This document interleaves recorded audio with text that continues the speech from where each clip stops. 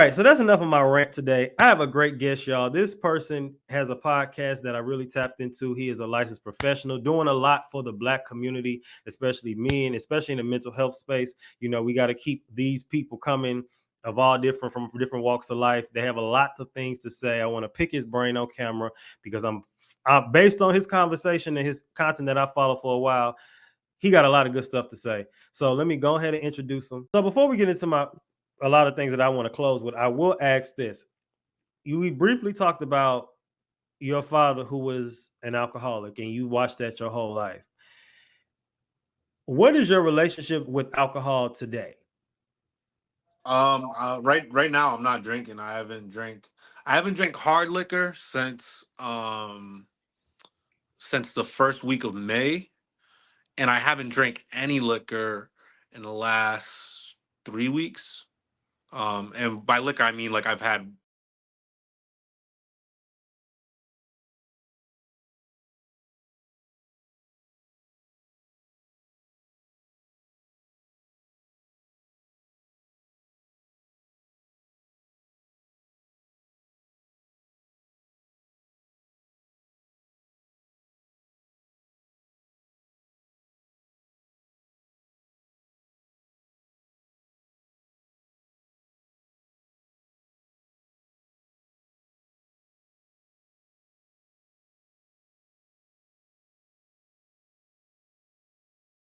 my best person are more likely to show themselves if I'm intoxicated. As for anyone else, right? Like that's just a blanket statement for anyone.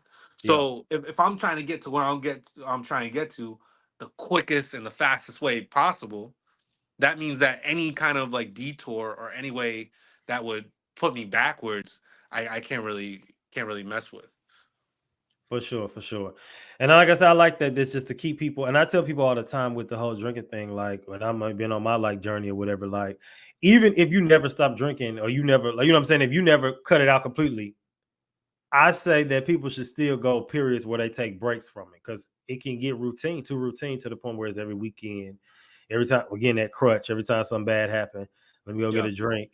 They'll think, well, I'm not doing hard liquor. That's the trick to you. You lie to yourself with when you're like, well, I'm gonna just go get some champagne. I'm just gonna get some wine. Or you know, everyone's favorite line when they'll say, I can stop anytime I want to. Anytime you say that, you probably got more of an addiction than you realize. All right, good stuff. And I'm gonna read this last little quote, and this comes from an article titled "The Christian Council on Overcoming Childhood Trauma as an Adult" by David Hodel. It says, neurologically, childhood trauma wires our brains, and with no one to tell us otherwise, we've reinforced that wiring by our beliefs and choices.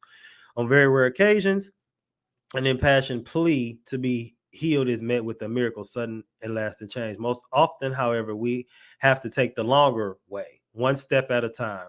And all of these things that we mentioned are definitely things I believe. Um, Also, I would suggest for my people, is like it says in the article, it says inviting God into the process for growth and change is vital, but it's up to us to walk the path with as much endurance, gratitude, and hope as we manage. That means not going at it alone, but working against harmful lies we have believed about ourselves and not giving up when it gets hard. And I'm also going to add going into those vices when things get hard.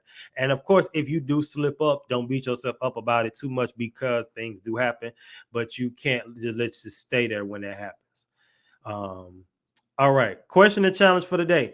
What stood out to you the most in this episode, people? And then tell me how you plan to handle childhood trauma moving forward. This has been a great conversation. Anything else you want to add before you go?